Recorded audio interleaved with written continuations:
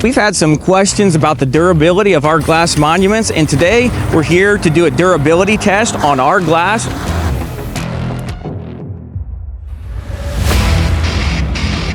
And as you can tell, this is a commercial mower, and we've got the stone guard up just for extra dramatics.